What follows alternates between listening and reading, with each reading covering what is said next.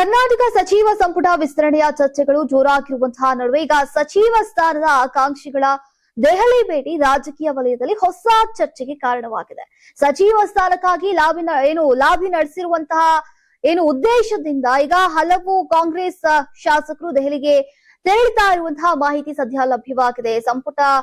ಸಚಿವ ಸಂಪುಟದಲ್ಲಿ ಸ್ಥಾನ ಸಿಗುವಂತಹ ನಿರೀಕ್ಷೆಯಲ್ಲಿರುವಂತಹ ಹಲವು ನಾಯಕರು ಈಗ ಪಕ್ಷದ ಹೈಕಮಾಂಡ್ ಗಮನ ಸೆಳೆಯೋಕೆ ಮುಂದಾಗಿದ್ದಾರೆ ಅಂತ ಹೇಳಲಾಗ್ತಾ ಇದೆ. ಈಗ ಪ್ರಕಾಶ್ ಹುಕ್ಕೇರಿ, ಗಣೇಶ್ ಹುಕ್ಕೇರಿ ಹಾಗೂ ಪಿಎಂ ನರೇಂದ್ರ ಸ್ವಾಮಿ ಸೇರಿದಂತೆ ಹಲವು ಶಾಸಕರು ದೆಹಲಿಗೆ ತೆರಳಲಿದ್ದು ಈಗ ಸಚಿವ ಸ್ಥಾನಕ್ಕೆ ತಮ್ಮ ಪರ ವಾದ ಮಂಡಿಸುವಂತಹ ಸಾಧ್ಯತೆ ಇದೆ ಅಂತ ಹೇಳಲಾಗ್ತಾ ಇದೆ. ಇದೇ ವೇಳೆ ಈಗ ಕೆಪಿಸಿಸಿ ಅಧ್ಯಕ್ಷ ಬಿಕೆ ಹರಿಪ್ರಸಾದ್ ಕೂಡ ಇಂದು ಸಂಜೆ ದೆಹಲಿಗೆ ತೆರಳಲಿದ್ದು ಈಗ ಪಕ್ಷದ ವರಿಷ್ಠರೊಂದಿಗೆ ಮಹತ್ವದ ಚರ್ಚೆ ನಡೆಸುವಂತಹ ಸಾಧ್ಯತೆ ಇದೆ.